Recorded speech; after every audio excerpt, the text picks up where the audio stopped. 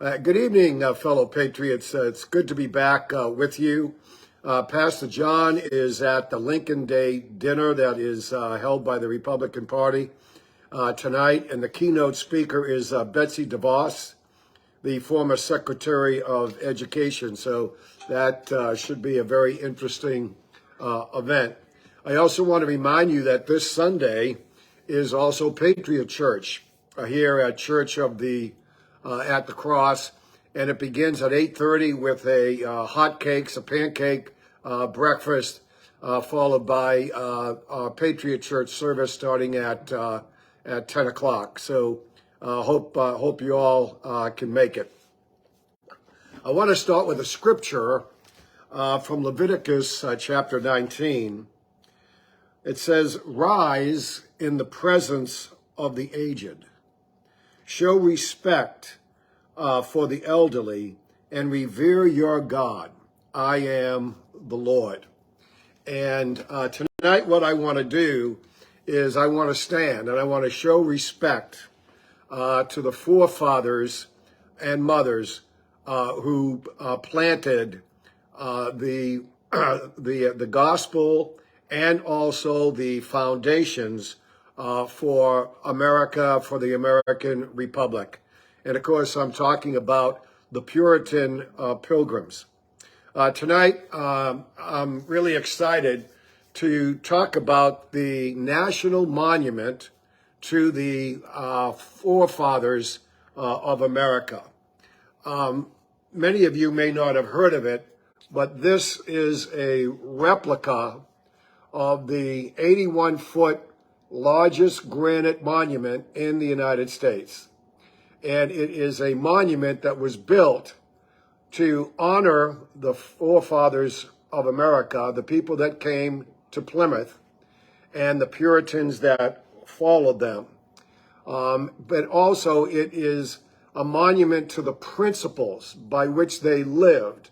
And it's these principles that are what can we call it? The secret sauce for freedom and liberty. It's the matrix, if you will, for liberty. And I'll be showing you some pictures from actually the guidebook to this monument. I went and visited this monument with my brother last summer. It is an awesome site. And it was very interesting to observe the people that came to look at the monument.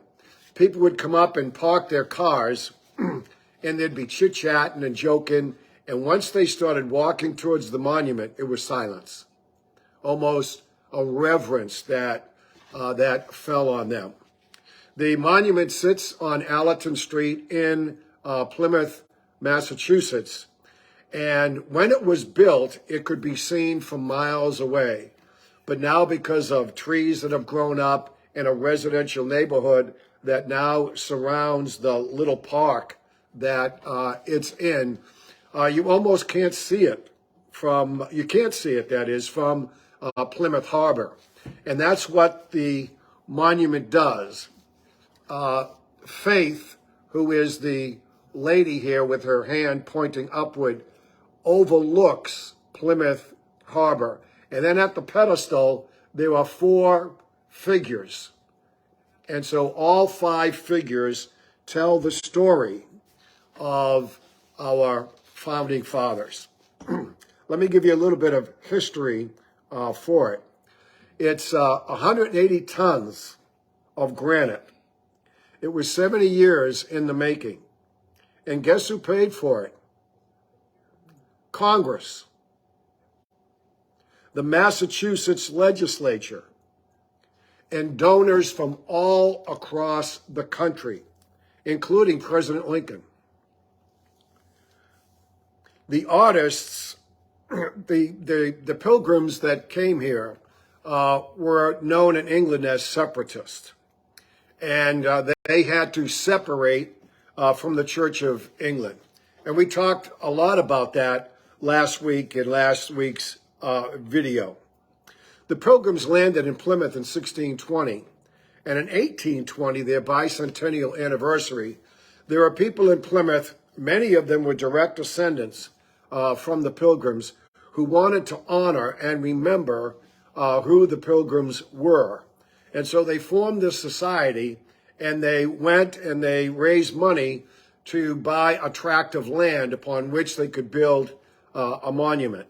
And they hired really the Michelangelo of their day, believe it or not. That's what he was called. And his name was Hammett Billings. If you go to Boston, you have the Bunker Hill Monument, and you have other great, beautiful, artistic buildings that were built at that time. He was the architect who did that. The purpose of the monument was to perpetuate the memory of the virtues, the enterprise, and the unparalleled suffering of their ancestors who first settled in the ancient town. Of the 102 people that came on the Mayflower, 51 died in the first winter. Captain Jones was leaving to return to England in 1621, and he asked if anybody wanted to go with him, and they all said no, because they were dedicated. They were committed to what they believed was a mission that was given to them by Almighty God. If we ever forget how liberty was built, this is the reminder. This is the way to do it. Jeremiah chapter 6 at verse 16 says, "Stand at the crossroads and look. Ask for the ancient paths. Ask for the old path, the proven path. Ask where the good way is and walk in it." It is the only successful strategy for liberty ever carried out in history. They dedicated this monument in 1888. And at the dedication, the Society's president, Richard Warren, declared, "No victory has ever been so pregnant in its consequences. No event in human history, save that which occurred at Bethlehem, has produced so vast a revolution in the destinies of the human race. As the emigration of the Pilgrims on the Mayflower, it is worthy then to erect a memorial of gratitude, which shall embody in its design the leading characteristics of the Pilgrim mind."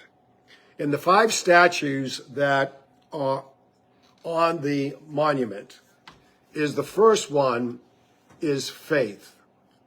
Then comes morality. Then comes law. Then comes education. And finally, liberty. On the panels, you will see the Mayflower Compact printed, and on 2 other panels, you will have the signatories of the Mayflower Compact, and on the other panel, you have a depiction of the landing in Plymouth itself. Let's talk about faith. Faith stands 45 feet high and dominates the monument. Here's a picture of it.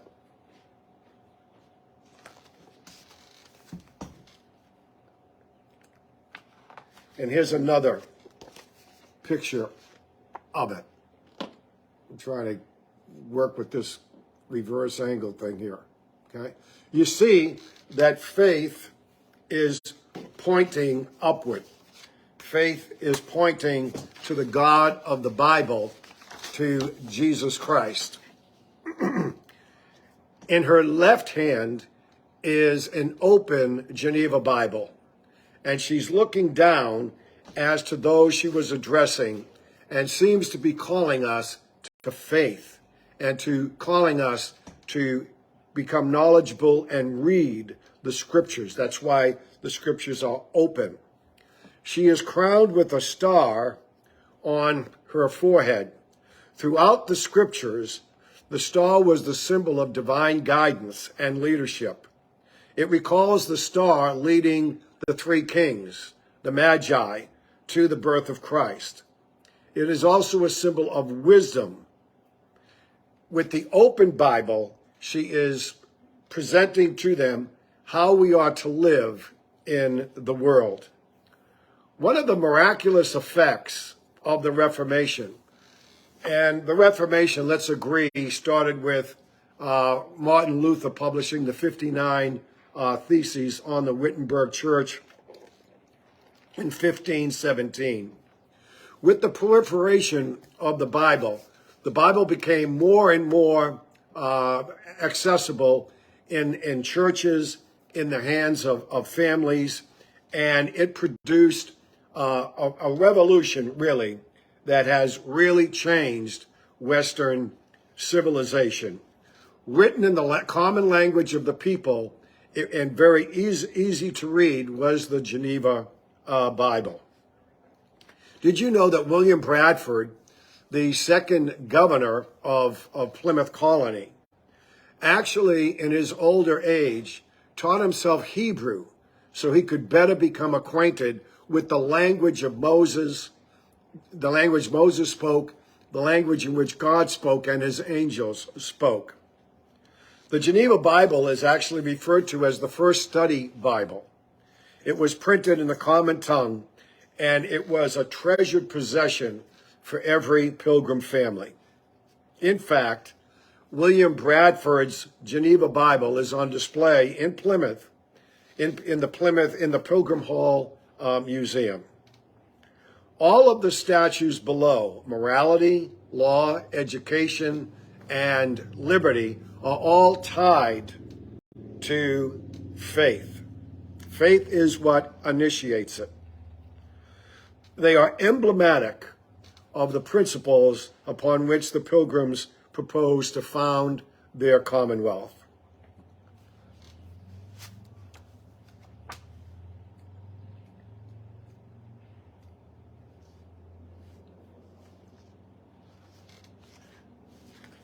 Here's an up-close picture of morality on your right, and then liberty, who we'll get to at the end. This is a quote. It says at the dedication of the ceremony, whereby it was officially sanctioned and blessed. It says, "Thus it is our hope that this monument may serve a double purpose.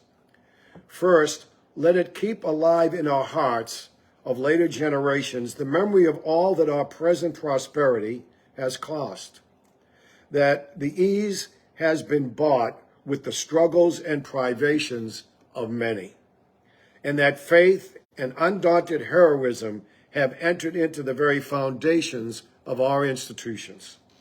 Let this monument stand also as a promise for the future. Let this monument say to him who would honor the pilgrim that he can rightly do so only by practicing the pilgrim's virtues. May it stand through the years to recall the early days of our country, to the minds of all who behold it, and to bear witness to that surpassing power in the human heart which reckons pain and suffering of little account when it is pressing forward to accomplish divine purposes." That's an incredible motivation. One of the things that really troubles me, particularly as I pray for the nation, is the ingratitude that's rampant in our society, the things that we take for granted. Yes, we have the left that slanders, lies, accuses of racism and white supremacy, which is totally unfounded and a total lie regarding the founding of this country. Are you kidding me? That is just so stupid and historically ignorant. As a matter of fact, the more I think about it, the historical ignorance by which the left displays either is almost an ignorance that borders on the miraculous. That's how ignorant and stupid it is. Or it displays a malevolence that one really doesn't want to contemplate. So what can we do as patriotic Americans and as believers in America? We need to take the gratitude dipstick, if you will, and put it in. Oh, I'm down a quart. And just get our minds and our hearts right to really demonstrate and manifest gratitude for these people. And one of the reasons why I'm taking you through this tonight is so that we'll be a little bit more equipped to begin to engage people in conversations, demonstrating our gratitude. For instance, to have conversations by, did you know what the Pilgrims did? Did you know the cost? And talk about it. Did you know that there's a monument? It's the largest monument in America that's in Plymouth, Massachusetts. I've talked to some people about this, and you know what they said? I'm scheduling a trip to Plymouth so I can go see it, which is a home run as far as I was concerned. Faith forms character and morality. It provides or motivates covenantal love. Internal liberty comes before external liberty. She has no eyes. As a matter of fact, of the 5 statues that we have here, 3 of them are women. And each one of them has no eyes. The other 2 figures are males, and they have eyes. Why did Billings present them in this way? Because they're looking internal. Because the internal transformation comes first, and then comes the external.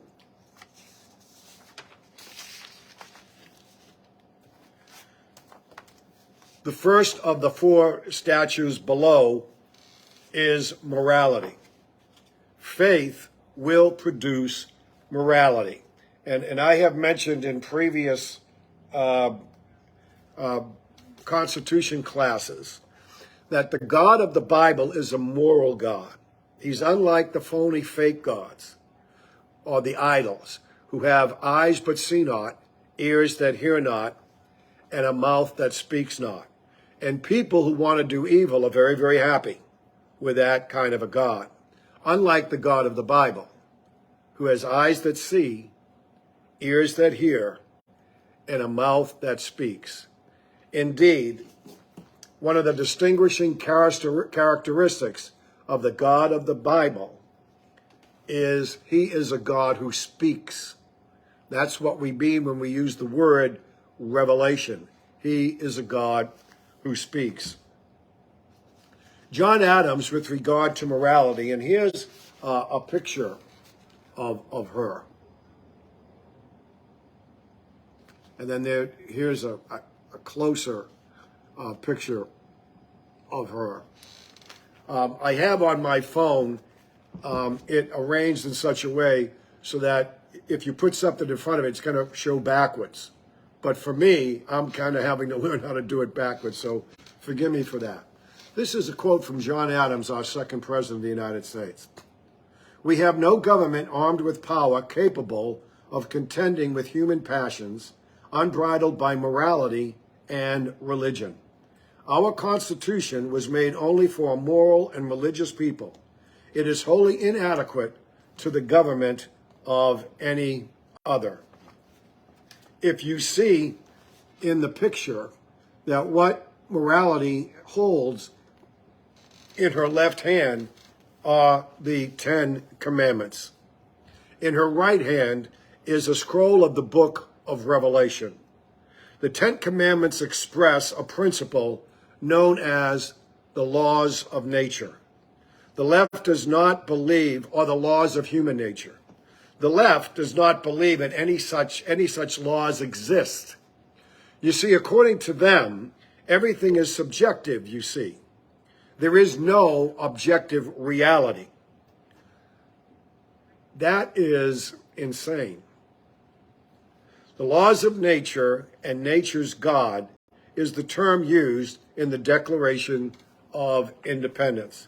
In the book of Romans, in chapter 2, basically Paul is saying that when an unbeliever still does what is right, or when a pagan still does what is right, that demonstrates that there is a law of nature, and that God will hold them account, not according to the scriptures because they do not know it, but he will hold them account according to the laws of nature. The scroll is the book of Revelation, the final book of the Bible, and it basically speaks of the return of Jesus Christ, who is the Alpha and the Omega, the beginning and the end, and he will come and judge the nations. She is wearing a decorative panel on her chest, mimicking the breastplate of the ephod worn by priests in the Old Testament. I have a good picture of it here. You can see that on her chest, and then down below you can see a picture of an Old Testament priest. And why did they include that in the statute of morality? Because it refers to the Protestant Reformation belief, really promoted and propagated by Martin Luther, in the priesthood of all believers. And that is what Peter says in his first epistle at chapter 2 at verse 9, with Exodus 19 in his mind, in the back of his head. He says, "You are a royal priesthood, a chosen people." And Martin Luther took that scripture literally, and therefore concluded that everyone is made in God's image, everyone is a priest, and therefore everyone is equal. And that became a foundational understanding of Protestant covenant reformed theology. She is looking upward towards the God above. And on the niches on the sides of her pedestal, there are other depictions. You can't really see them here, but nonetheless, they are there. And what is depicted under the pedestal where she is sitting is the evangelist and the prophet. And as I said before, none of the women or female statues in this monument have eyes. Rather, and that's why they're looking inward. And she's looking inward because morality begins with the transformation of the heart and the transformation of the mind. That's why St. Paul says in over half of his epistles, be renewed by the transforming of your mind. Have your mind on things above, on godly things, on Christ's kingdom, of the virtues and fruit of God's kingdom, on the Beatitudes, and not on things that are of this world. Now, Paul wasn't saying ignore the things of this world, but that should not be your attitudes, that should not be your way of thinking or even living or seeing, but rather we need to have a kingdom mindset, a biblical worldview, instead of, unfortunately, being people who have no worldview at all. And that's one of the problems that we have in the country today. As leftists have advanced, have been successful in the long march through our institutions, they have done a very good job. It's really a very evil job on moving morality from our minds, moving morality out of the public square, moving morality and religion out of the political realm. And yet what is strange is that all of the attacks, all of the lies, all of the slanders that they hurl at America and the people who came to America and our founding fathers, all of their lies, all of their slander, all of their propaganda, they make moral judgments. And yet, they ascribe to no morality at all, except how they feel. And it's time that we as Christians, and it's time that our politicians who want to stand and defend our heritage started making moral arguments back. It's time for Republicans to stop responding to claims of social justice and being afraid of being called a racist. Give me a break. Matter of fact, let me repeat what I've said often in these videos. It is impossible for me to be a racist. That's an outlandish statement given the culture of our day. And I'm happy to say it to anybody. And let me give you the reason. If anyone be in Christ, 2 Corinthians 5:17, he is a new creation. The old has gone, behold, the new has come. If there was any part of me that identified as a racist or acted as a racist, that died when I became a Christian. That died with Christ. And in its place, the image of Christ, the identity of Christ, is now become the transforming principle in my life, changing me. Besides, I grew up in a multi-ethnic ghetto in Boston. My father was an Irish immigrant, and if my father was anything, he was an Anglophobe or an Englishist. In other words, he had trouble with the English being born in Ireland. And if I had any of that at any point, it was second generation, at best. You see, morality needs a standard and an internal transformation. It allows God to transform, God's word to transform hearts and minds versus a government. Have you noticed that the left is really trying to accomplish their purposes through law? And law essentially is a negative power. It can only curb or inhibit behavior. It has no ability whatsoever to motivate attitude or to change attitude. And often that's what the left is trying to do. Sometimes we fall into that trap. No, it has to begin with a spiritual awakening, with a spiritual transformation. The side statue, as I said previously, for morality is the evangelist. That's on one side. And the evangelist is necessary for the preaching of the gospel so that it can get inside of us, so that we can be free to do what is right without an external force.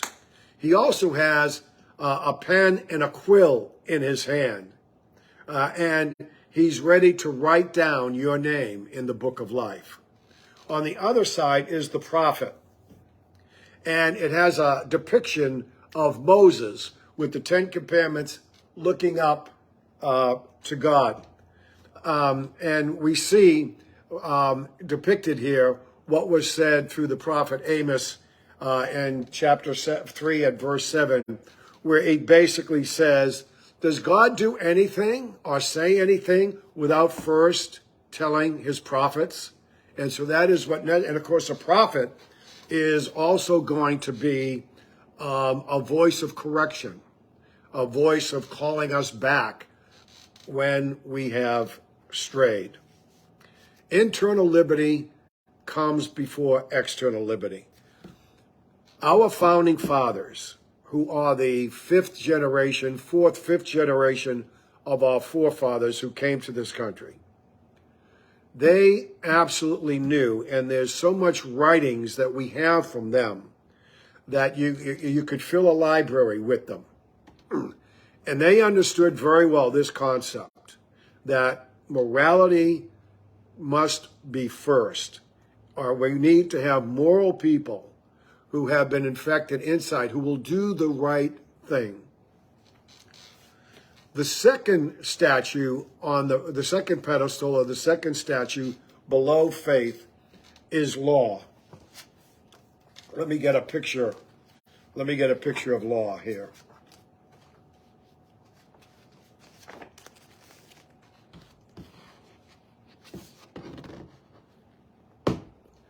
I'm having trouble doing this. No, I got to go the other way. There he is. Law.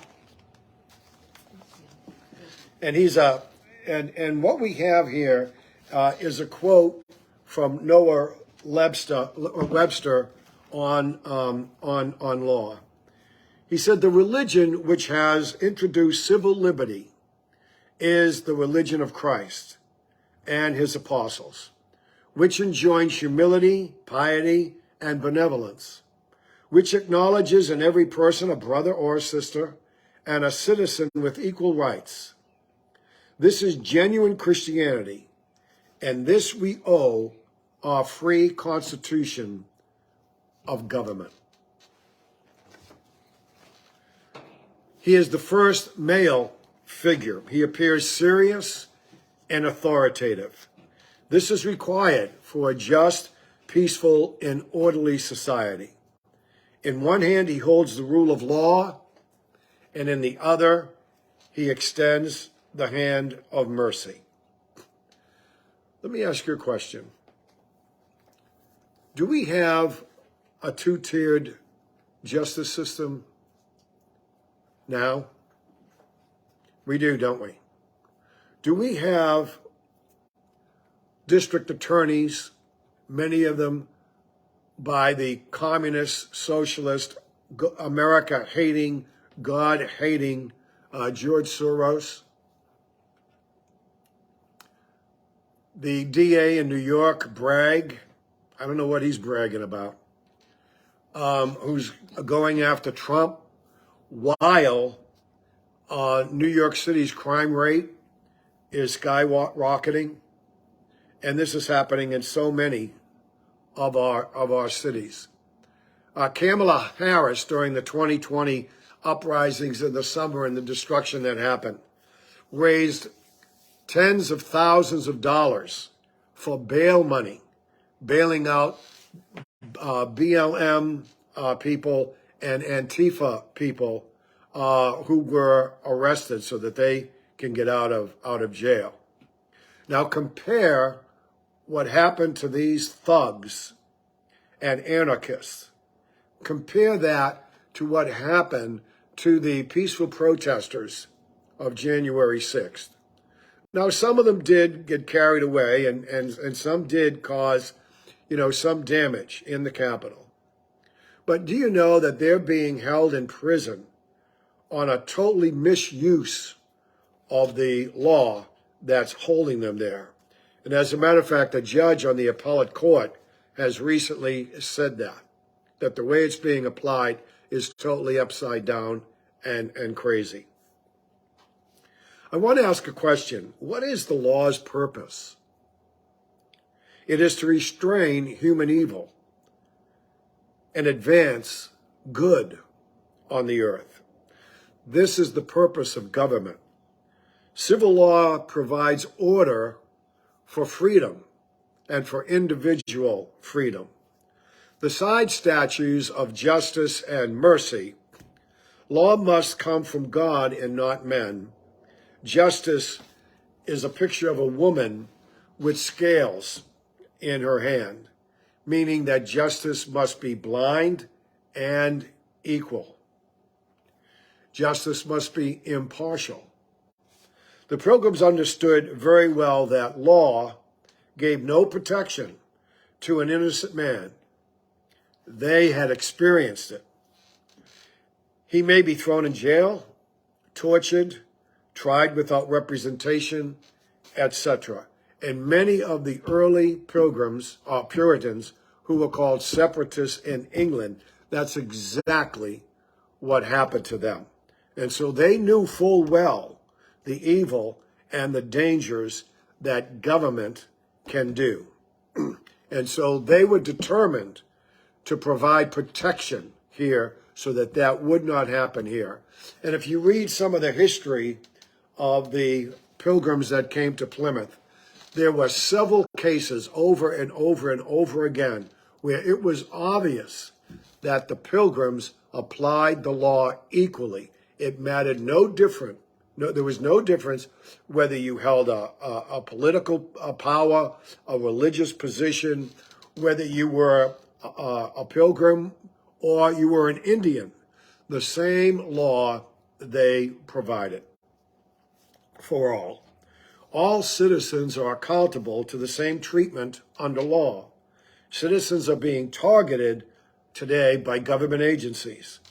Their freedom of speech is being canceled, and their privacy is being invaded by government using big tech in order to do it. Indeed, dear friends, can you see that there's a parallel between what happened to the Puritans in England to what's happening to religious people and people who are conservative and believers in America today? Do you see the parallel? Do you see the parallel between King George III, its parliament, and other government officials to Washington, D.C., and the present president, his administration, particularly his evil attorney general, and the Congress, and more especially the deep state, all of our intelligence agencies? They are not protecting us as citizens. Rather, many of them are indeed waging war against us politically.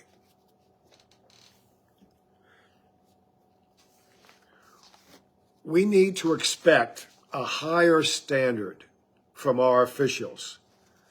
Matter of fact, we used to expect a higher standard from our officials, but I'm afraid that's no longer the case. In fact, we just expect corruption from them. And dear friends, that needs to stop.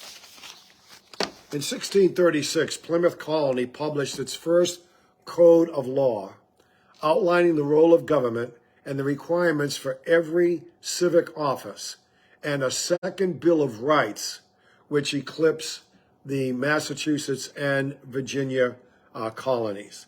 It guaranteed each citizen the right to a system of impartial justice, including due process and trial by jury.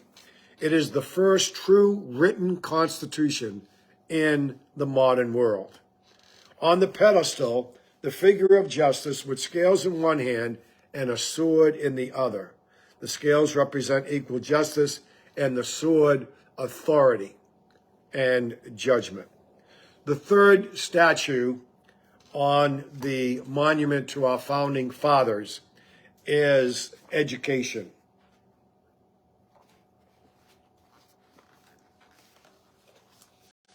This is education. And this is another close-up of her. Whoops, I gotta keep doing this.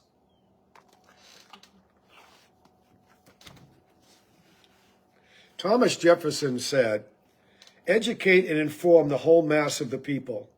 They are the only sure reliance on the preservation of our liberty." Education is depicted with a crown of victory, or a victor's wreath, on her head to signify that the learning and the education of her children has won her the victor's crown. For over 200 years, American children were educated in homes and in churches. There really were no government institutions.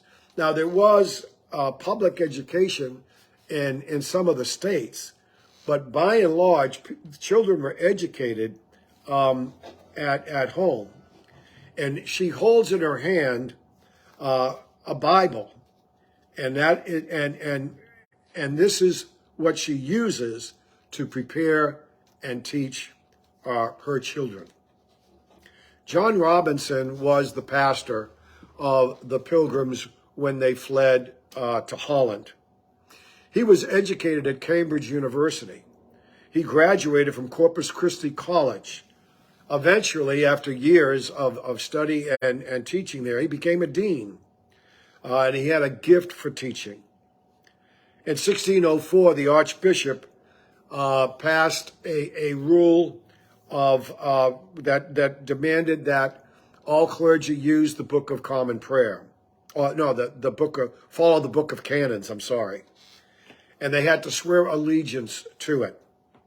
It was intended to force the Puritan clergy to choose, and 125 of them swore not to comply. I wonder how many of our present pastors in the country today would do something similar.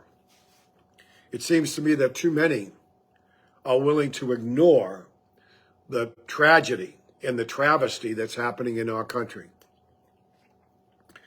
The number of books that the leaders of the Pilgrims had were quite amazing. The vast majority having to do with the Bible and Bible exposition, etc. Everybody had in their home a copy of the Geneva Bible and the Ainsworth Psalter, which was basically written by John Ainsworth, who put together a worship book that had all of the Psalms and some other aids to worship that the early Pilgrims followed. The side statues were children on one side being taught by parents, and on the other, there were elders who were respected and passing on wisdom to their grandchildren or to their to other children. And surrounded by the elders were books, a globe of the earth, and I'm forgetting right now what the third thing was. The books, the globe of the earth, and I don't know, maybe I'll find it here. John Carver, an original leader of the Puritan community in Scobie, was elected the first governor of the colony. He was the first governor in the New World, probably first in history, to be named by the colonists themselves, chosen in free democratic election. And William Bradford was elected to take his place. This is a quote from Harry Truman, President Truman. And he says, "The most important business in this nation, or any other nation for that matter, is raising and training children. If those children have the proper environment at home and educationally, very, very few of them will turn out wrong. I don't think we have put enough stress on the necessity of implanting in children's minds the moral code under which we live. The fundamental basis of this nation's law was given to Moses on the Mount." Of course, that's Mount Sinai. "The fundamental basis of our Bill of Rights comes from the teachings which we get from Exodus and St. Matthew." And when he's talking about St. Matthew, he's talking about the Beatitudes specifically. "From Isaiah and St. Paul. I don't think we emphasize that enough these days. We don't have the proper fundamental moral background. We will finally wind up with a totalitarian government which does not believe in rights for anybody except the state." Boy, was that prescient.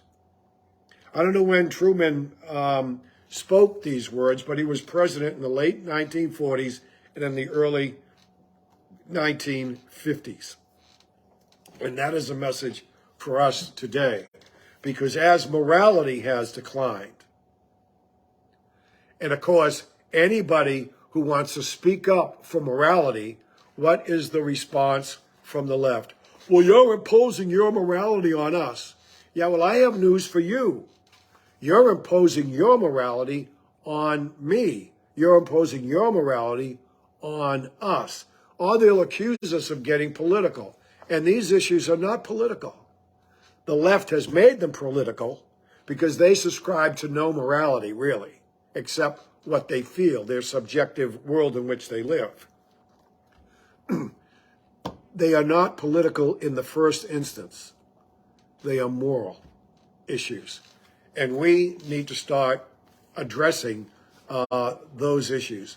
And I'm talking not only about pastors, but I'm talking about leaders in other institutions in society. And we need to be talking it as citizens. When we use the word church, we're talking about you. We're talking about me. We're talking about the whole membership, the whole, in the body of Christ. We are the church. The institution is an institution. But we, you and I, are the church. And we need to start speaking and addressing these things. One more quotation. In large measure, their importance lies in the example they continue to afford of courage in the face of danger, resourcefulness in the face of difficulty, and fortitude in the face of adversity. In spiritual quality, the Pilgrim leaders were second to none in the New World. And in many respects, as Henry Adams said of the great Virginians at the close of the 18th century, they were equal to any standard of excellence known in history. Their range was narrow, but within it they were supreme. At the same time, it must be recognized that Plymouth Colony made several important contributions to the American legal institutions, not the least of which was an early articulation of the ideal that finds expression in the famous language of the Constitution of Massachusetts, written, by the way, by John Adams, a government of laws and not men. The fourth figure on the monument is Liberty Man. He's someone not to be messed with. He is undoubtedly the most complex and captivating figure of the monument. And liberty is revealed as the culmination of Pilgrim virtues. He embodies those principles and those virtues. He is seated in triumph as a conquering hero. Let me see if there's another picture of him. Well, let me see if I can show you this picture. He is seated as a conquering hero. And he is draped in the victor's prize of a slain lion's pelt. In one hand, he cradles a sword, and in the other, he cradles broken chains of captivity. He symbolizes freedom from all tyranny and oppression. What we see here is the religious liberty that the Pilgrims established, because they knew what it was not to be free to worship in the way that you would want. And the first of our rights, the first of our freedoms listed in the Bill of Rights is what? It's the freedom to worship. And what does that mean practically? Government has no business with regard to your individual conscience. That is forbidden territory. And yet, what do we see? We even see in government now beginning to impinge on that freedom. They're trying to even control the way we think. That's why it's a great evil that the national press has become the propaganda arm of the left and the Democrat Party. The Pilgrims also gave us economic freedom. It introduced capitalism into America, and it gave us constitutional freedom, which I've said in other videos has its roots in Reformed covenantal theology. The helmet has a crest of a high-ranking officer with the sun rising on the front of it.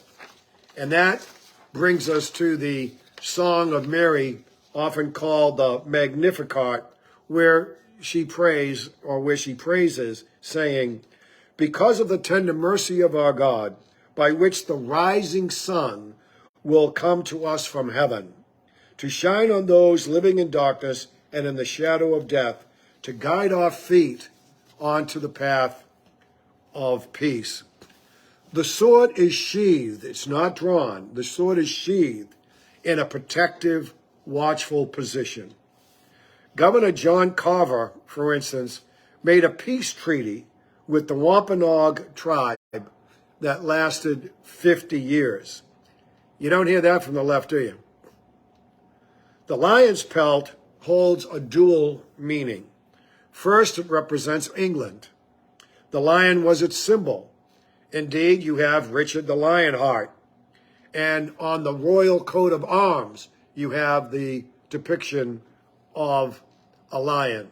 It also has a second meaning.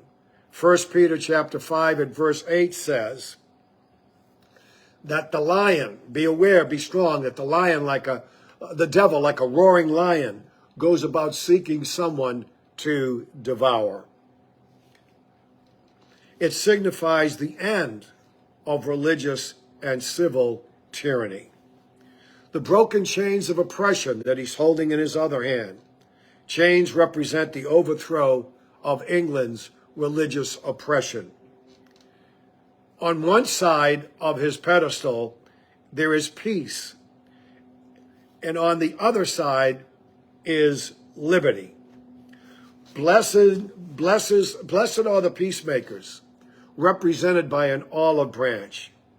And at her feet is a cornucopia, or a horn of plenty, showing gratitude in what these principles and what liberty and peace has produced. It produces plenty. Prayers calling the nation for thanksgiving. I think I read somewhere that in the very brief 20 or 25 year period, there are over 1,400 calls by governors, presidents, and other public officials calling the nation to prayer and thanksgiving, and also at times, of course, to petitioning and intercession. So on one side of the pedestal, there is peace. On the other side of the pedestal, there is tyranny. But tyranny is showed as defeated, with a hero, Liberty Man, with his foot on tyranny's throat. Let me read one more quote. That's it. And the Pilgrims had succeeded. No one in America, and they had succeeded, and no one in America would be raiding their Sunday services to stop worship. Neither would they be hauled off to jail because of their beliefs, nor ever again forced to flee their homes because of their faith. And the way of freedom they had blazed in the wilds of the New World would eventually become the path of liberty for countless people from all around the world. People yearning for a new life, a new start, a new home, who would find it as Americans. I can't help but think of the pro-life demonstrators outside of abortion clinics. One particular man whose house was raided by the FBI with guns drawn. And they totally ignored him when he said, please, I don't want you to terrorize my children. And terrorize them, they did. The FBI has gone and threatened mothers who attended school board meetings. This is Gestapo tactics. These are the tactics that the Pilgrims escaped from, fled from, by coming to America and leaving America. And it seems like we're coming full circle back again. And it's time for us to employ the principles of the Pilgrims and to stand firm and to stand tall. It's a time not for cancel culture. It's a time for courage culture. Freedom cannot be maintained without Liberty Man and people like Liberty Man. You don't mess with Liberty Man. He is the result of obeying the matrix of liberty. He has broken the chains at his feet, and he is seated as liberty, and he's a watchman. His eyes are directed over the bay at Plymouth. He's looking out toward the Atlantic Ocean to make sure that there are no threats that are coming. We need more watchmen. We need more watchwomen on the wall in the tradition of Liberty Man.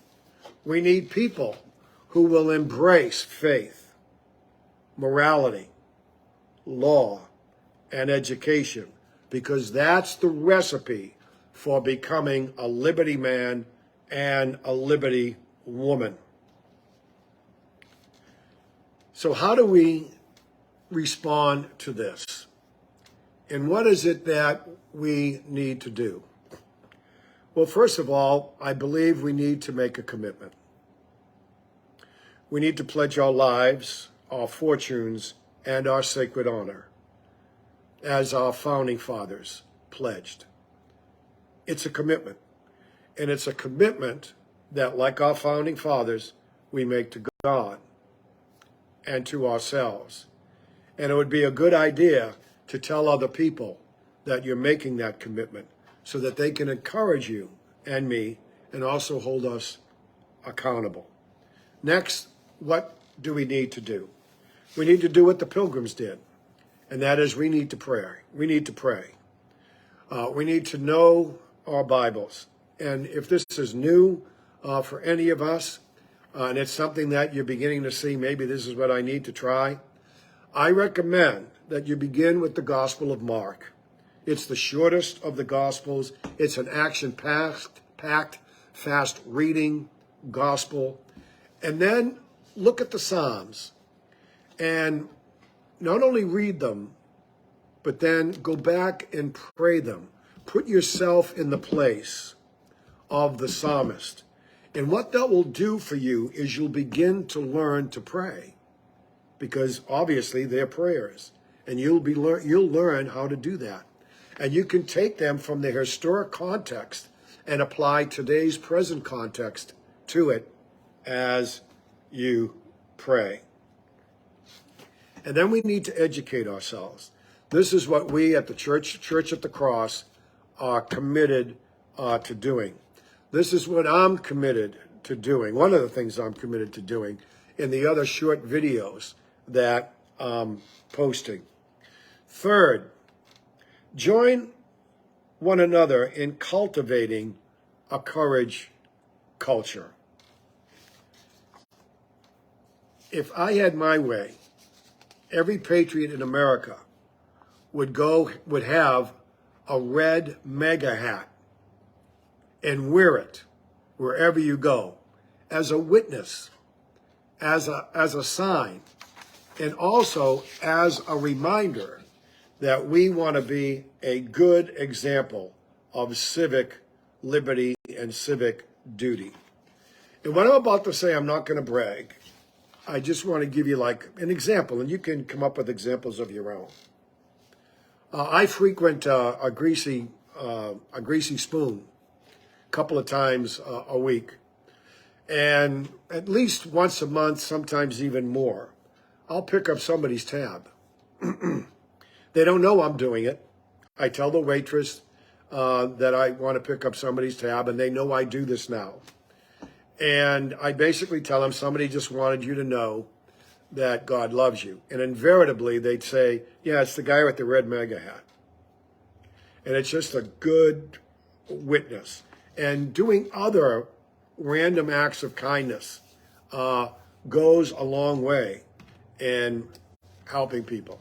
One of the things that amazed people was the character and the civil behavior of the Puritans, of the Pilgrims. They moved to Holland, and the Dutch people were amazed at their work ethic, their morality, their honesty, their kindness, and their charity. As a matter of fact, a lot of employers competed with one another to get pilgrims to come and work with them. They trusted them, even though they had very little means. They trusted them so much they even loaned them money. Let's try to provide such a witness ourselves. And what are the names? And by the way, talk about this monument. It's a great conversation starter. And you can tell people about the 5 statues and what they mean. And finally, what are the names of the 5 statues? I know you have them memorized by now. Well, it's faith, morality, law, education, and liberty. Let us be liberty men and women. Dear friends, keep the faith. This is the recipe that built America. This is the recipe that will rebuild America. God bless you and have a great night. By the way, don't forget, this Sunday is Patriot Church. See you soon. God bless.